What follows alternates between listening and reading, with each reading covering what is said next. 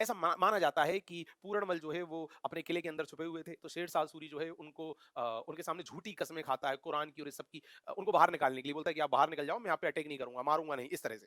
फिर वो निकले आते हैं और वो कसम तोड़ता है और उन पे अटैक कर देता है।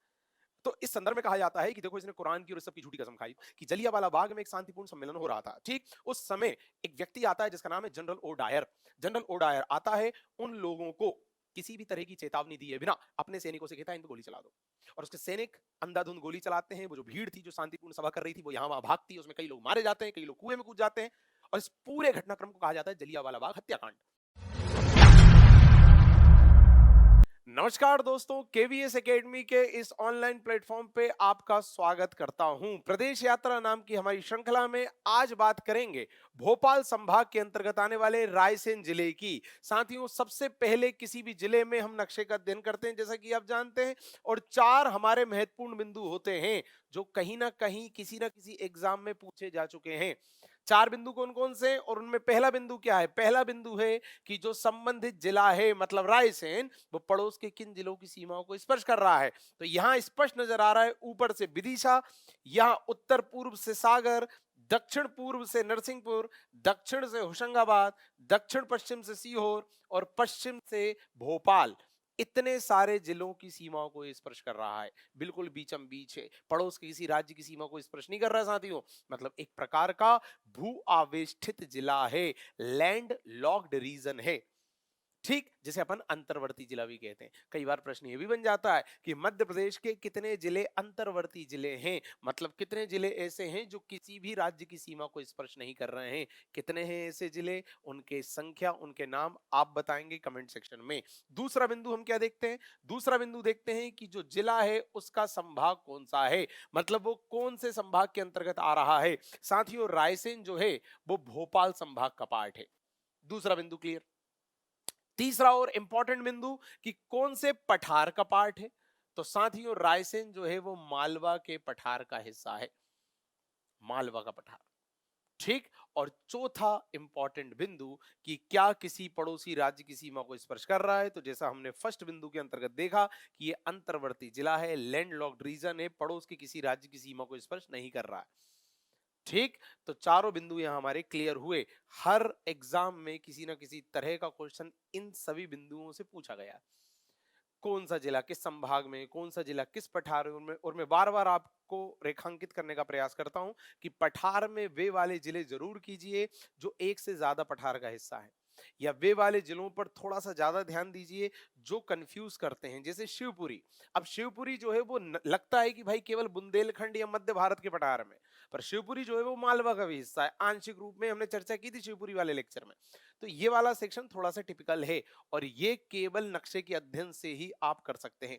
बार बार कहता हूं कि आप बिल्कुल बैठ के इन तथ्यों को याद नहीं कर सकते।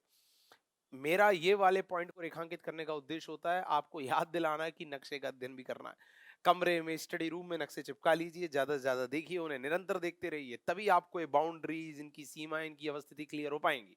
चलिए, ये थोड़ा सा इंट्रोडक्शन था रायसेन जिले के बारे में।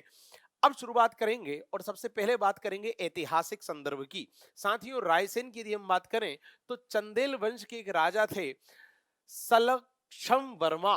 ठीक, उनके यहां से सोने की मुद्राएं प्राप्त हुई हैं।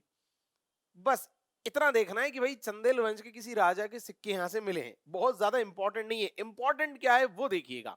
इंपॉर्टेंट ये है कि 1543 में शेर शाह मतलब शेर शाह सूरी। साथियों, शेर शाह सूरी कौन? जो हुमायूं को आपदस्थ कर सत्ता पर काबिज हुआ था। आप सभी जानते हैं कि मुगल वंश में सबसे पहला राजा आया बाबर, सेकंड आया हुमायूं। हुमायूं की दो मुख्य लड़ाइयां हुई शेर शाह सूरी से। ऐसे तो कई लड़ाइयां हुई थी, पर दो मुख्य थी। एक को हम बोलते हैं कन्नौज का युद्ध, एक को बोलते हैं बिलग्राम का युद्ध। और उस युद्ध के बाद मतलब 1540 की घटना है। 1540 में, 1540 की बात है, 1540 में हुमायूं शेर शाह सूरी से हार जाता है और हुमायूं को देश छोड़ के बाहर जाना पड़ता है। ईरान के एक राजा के यहाँ शरण लेनी पड़ती है। तो भारत में अब किसका शासन स्थापित हो जाएगा? दिल्ली की गद्दी पर कौन बैठ जाएगा? शेर शाह सूरी। और चूंकि शेर शाह सूरी दिल्ली की गद्दी पर बैठा है तो शुरुआत होगी सूरवंश की। तो मुगल डायनेस्टी जब चल रही थी तो बीच में एक समय विशेष के लिए सूर वंश भी सत्ता पर काबिज हुआ था। 1540 में हुमायूं शेरशाह सूरी से हारा और 1540 में वो ईरान भाग गया। तो 1540 से लेके 1555 मतलब 15 वर्ष तक शेरशाह सूरी का सूरवंश था भारत में। और फिर हुमायूं 1555 में वापस आता है और शेरशाह सूरी के वंशजों से लड़ाई लड़ता है, क्योंकि शेरशाह सूरी मर चुका होता है तब तक। और फिर दोबारा गद्दी प्राप्त करता है और दिल्ली की हुकूमत पर दोबारा मुगल साम्राज्य की स्थापना होती है। क्लियर? ये छोटी सी कहानी। तो वही शेरशाह सूरी एक अफगानी लड़ाकू था, एक अफगानी सैनिक था, हुमायूं का दुश्मन था, हुमायूं को आपदस्थ करवा देता है, भगा देता है। वही शेरशाह सूरी दोस्तों रायसेन के राजा पूरणमल पे अटैक करता है। नाम यहां लिखा नहीं है, आपको लिख लेना है, पूरणमल।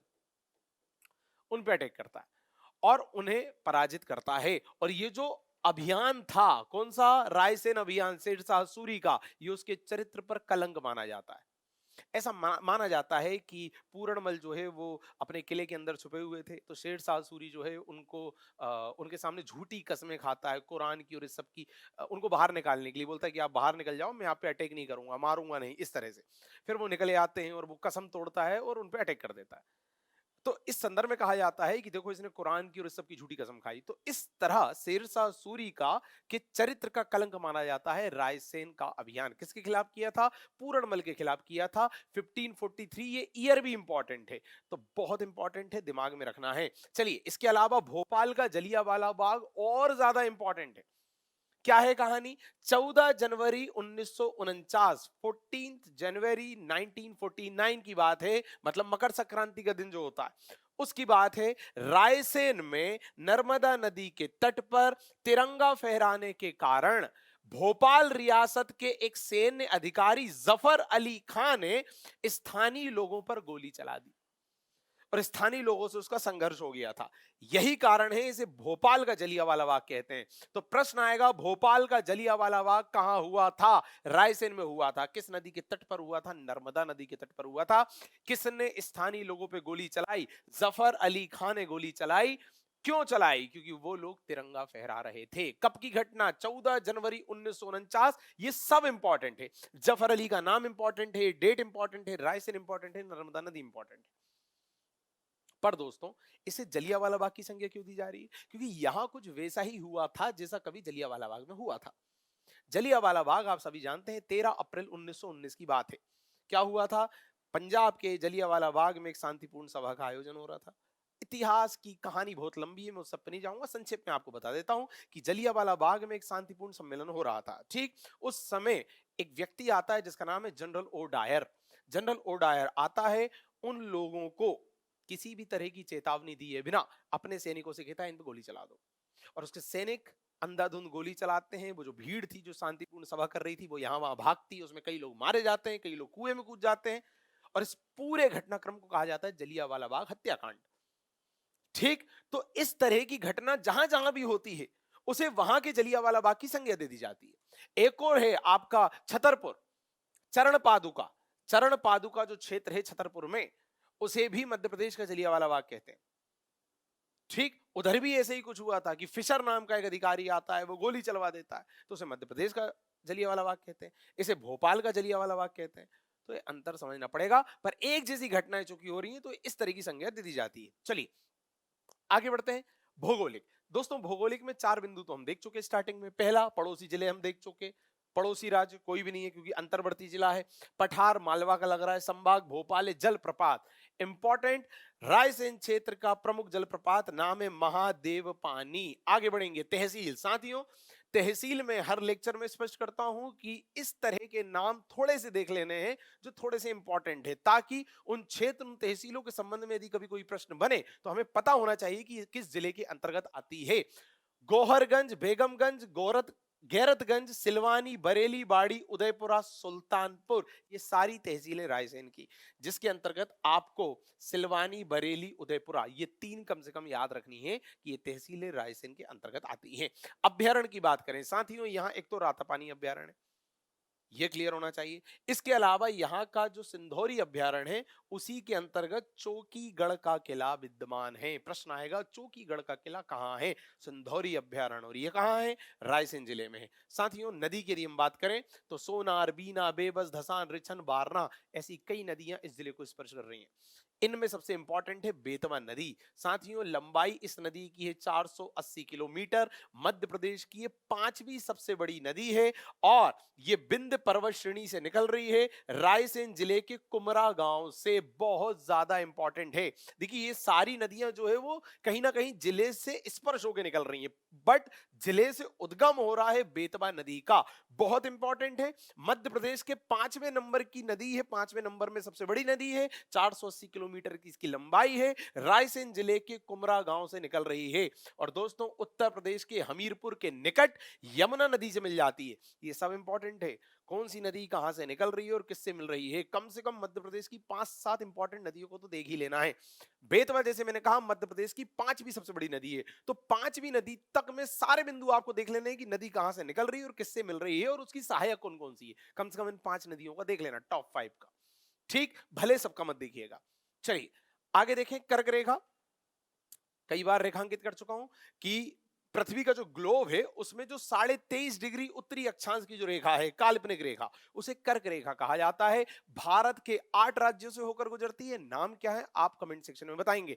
और मध्य प्रदेश के कुल 14 जिले ऐसे हैं जहां से कर्क रेखा होकर गुजरती है और उन 14 जिलों में रायसेन भी है। इंपॉर्टेंट है। कौन से है 14 जिले, नाम बताइए आप। चलिए परियोजना। साथियों बीना, बेबस, धसान, रिछन, बारना, ये सारी वही जो नदियां हैं उन्हीं से संबंधित परियोजना है। पर सिंचाई और इरिगेशन या बांध, इन सब से रिलेटेड 4-5 इंपॉर्टेंट हेडिंग्स में इसमें शामिल करके लाया हूं। पहला आपको दिख रहा होगा साइक्लोपियन बांध। क्या है भैया? मध्य प्रदेश के रायसेन के भोजपुर में बेतवा नदी पर 1010 से 1053 ईस्वी के बीच राजा भोज द्वारा निर्मित। ठीक, विशाल साइक्लोपियन बांध जो प्रदेश का सबसे पुराना बांध है। देखिए क्या प्रश्न बनेगा, मध्य प्रदेश का सबसे पुराना बांध साइक्लोपियन बांध है। कहां है? रायसेन में है। किसने बनवाया? राजा भोज ने। किस नदी पर? बेतवा नदी पर। कब? 1010 से 1053 के बीच। इसको आप ऐसे भी दिमाग में रख सकते हैं कि 11वीं शताब्दी।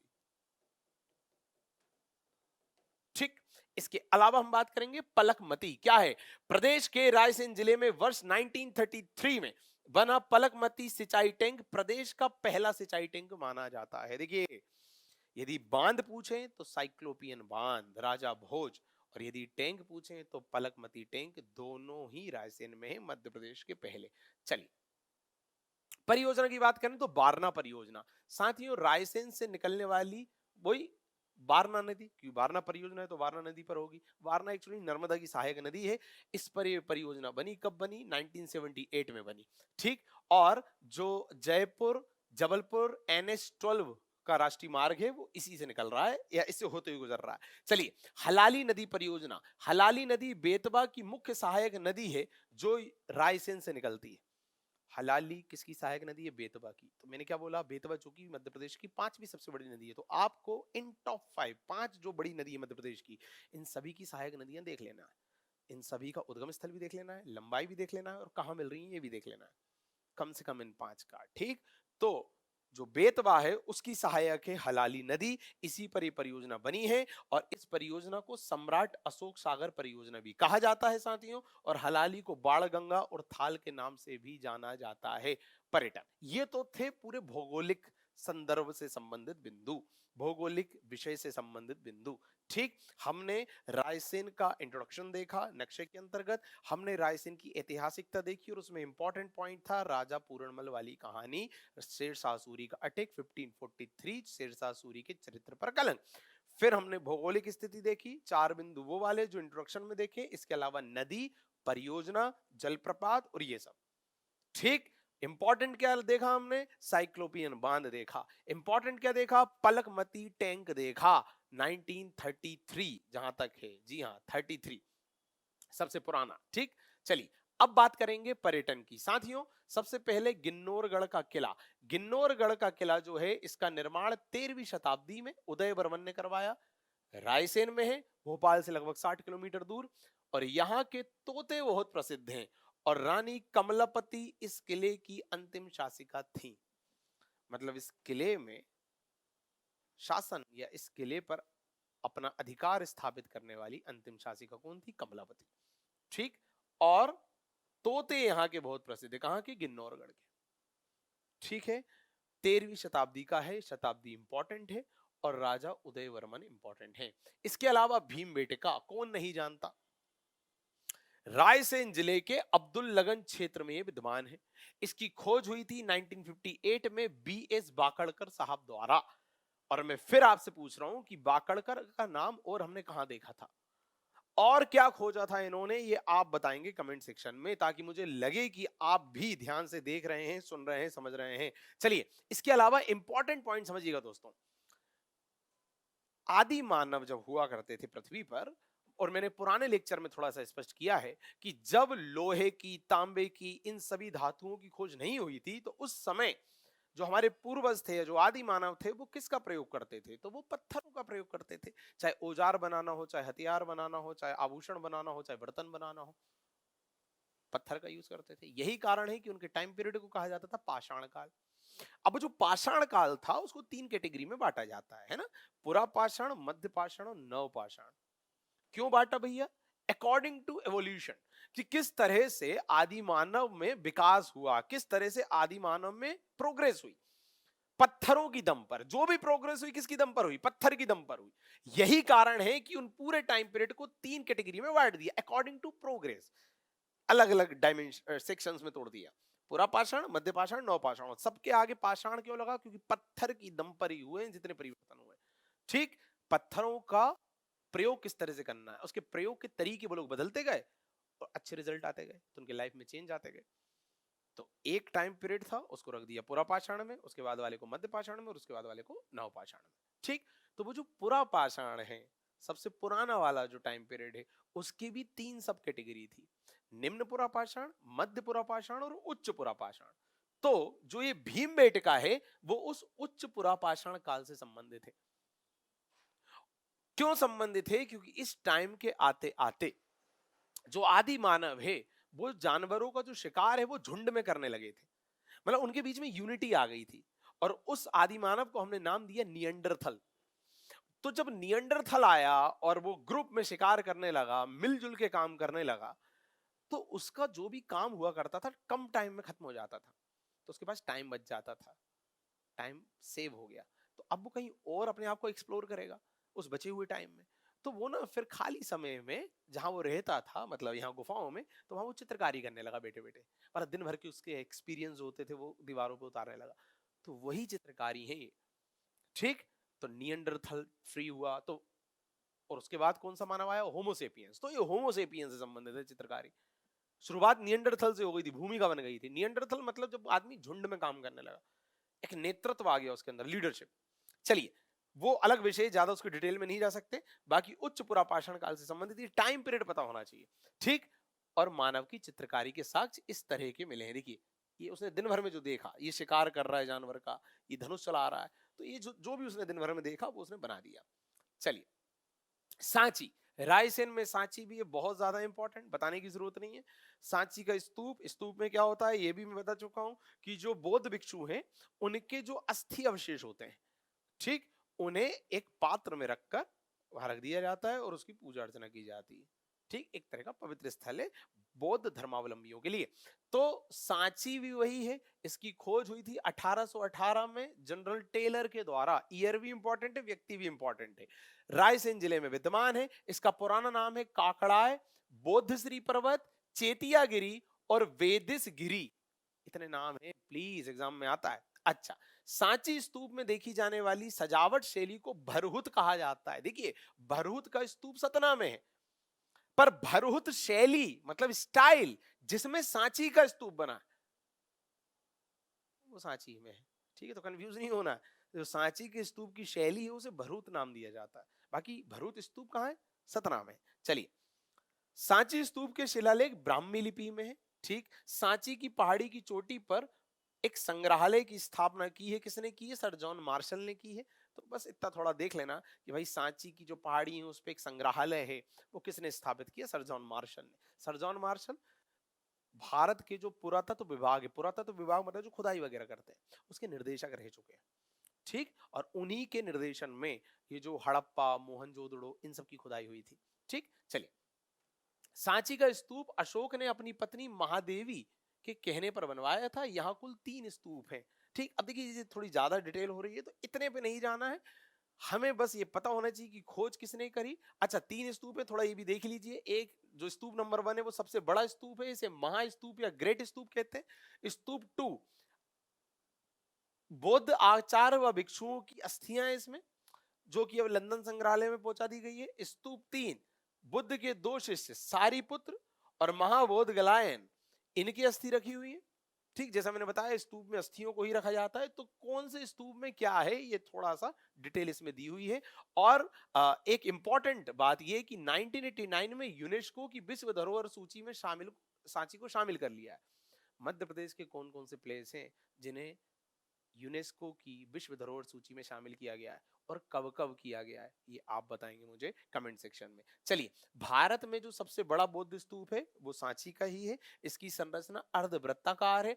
इतने सारे फैक्ट हैं दोस्तों।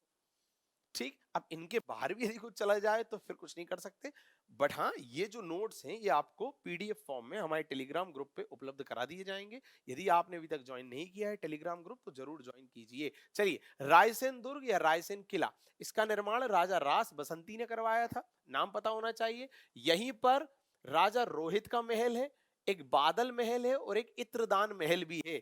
अपने जल प्रबंधन के लिए प्रसिद्ध भैया ये किला, और इसे राजा पूरणमल का किला भी कहते हैं। राजा पूरणमल वही शेरशाह सूरी ने अटैक किया था 1543 में। चलिए, मृगेंद्रनाथ की गुफाएं भी रायसेन में है। आगे बढ़ते हैं, कुछ अन्य तथ्य साथियों। प्रदेश का पहला तितली घर रायसेन जिले के गोपालपुर में प्रस्तावित है। सर्वाधिक शहरी जनसंख्या वृद्धि, जी हां, शहरी जनसंख्या वृद्धि दर वाला जिला रायसेन है। शहरी जनसंख्या में जो वृद्धि हो रही है उसकी दर, दर मतलब रेट, किस रेट से वृद्धि हो रही, तो सबसे ज्यादा रेट है रायसेन में। चलिए, देश का पहला जो शिव संग्रहालय है भोजपुर रायसेन में। प्लास्टिक पार्क तामोट में है। मध्य प्रदेश सरकार द्वारा, हर बार क्लियर करता हूं, कुल 6 औद्योगिक केंद्र स्थापित किए गए हैं मध्य प्रदेश में औद्योगिक गतिविधियों को बढ़ावा देने के लिए। सॉरी, 26 औद्योगिक केंद्र स्थापित किए गए हैं मध्य प्रदेश में औद्योगिक गतिविधि को बढ़ावा देने के लिए। उनमें से एक केंद्र रायसेन के मंडीदीप में भी है। इसके अलावा दोस्तों, मध्य प्रदेश में 2 निजी विश्वविद्यालय हैं। निजी विश्वविद्यालय, ठीक, आईसेक्ट यूनिवर्सिटी रायसेन में और एमिटी यूनिवर्सिटी ग्वालियर में। तो आईसेक्ट यूनिवर्सिटी कहाँ है? रायसेन में है। ये निजी विश्वविद्यालय में से एक है। आशापुरी संग्रहालय भी यहाँ विद्यमान है। दोस्तों, एक फैक्ट से मुझे एक और बात याद आ गई। शिव संग्रहालय भोजपुर रायसेन, भोजपुर आप सभी जानते हैं। भोजपुर की चर्चा एक्चुअली हम राजा भोज वाले लेक्चर में कर चुके थे, इसलिए यहाँ उसकी ज्यादा बातें नहीं करी, बट हमने वहां देखा था। और एक बार फिर मैं स्पष्ट कर दूं कि भोजपुर में शिवलिंग है, जिसे मध्य प्रदेश का सोमनाथ भी कहा जाता है। ठीक है, चलिए आगे बढ़ते हैं। एक जिला एक उत्पाद, साथियों हर बार स्पष्ट करता हूं कि शासन द्वारा किसी जिले के किसी खास उत्पाद को, मतलब वह उत्पाद जो जिले की विशेष दशाओं में हो रहा है, ठीक, उसे राष्ट्रीय और अंतरराष्ट्रीय पहचान यदि दिलाना है तो उसे एक जिला एक उत्पाद की श्रेणी में शामिल किया जाता है। और रायसेन से बासमती चावल को एक जिला एक उत्पाद में शामिल किया गया है। प्रमुख व्यक्तित्व दिख रहे हैं आपको, बताने की जरूरत नहीं। रजनीश ओशो, भारतीय चिंतन और दार्शनिक परंपरा में एक अद्वितीय क्रांति लाने वाले व्यक्ति, ठीक, उनका नाम है ओशो। ओशो के बारे में कुछ जरूरी तथ्य देखिएगा। मूल नाम इनका चंद्रमोहन जैन था, जो बाद में रजनीश और फिर ओशो हो गए। और इनका जन्म जो है रायसेन के कुचवाड़ा गांव में हुआ। दोस्तों, इनके जन्म को लेकर बहुत सारी भ्रांतियां हैं।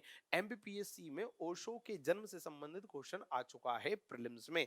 तो रायसेन में इनका जन्म हुआ है और इन्होंने अपना अध्ययन जो है वो हरि सिंह गौर विश्वविद्यालय सागर से पूरा किया।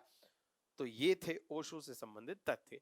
ये पूरा था रायसेन जिला और उसके कुछ जरूरी तथ्य। जैसा मैंने कहा, इस पूरे लेक्चर के नोट्स पीडीएफ फॉर्म में आपको हमारे टेलीग्राम ग्रुप पे मिल जाएंगे। बहुत बहुत धन्यवाद।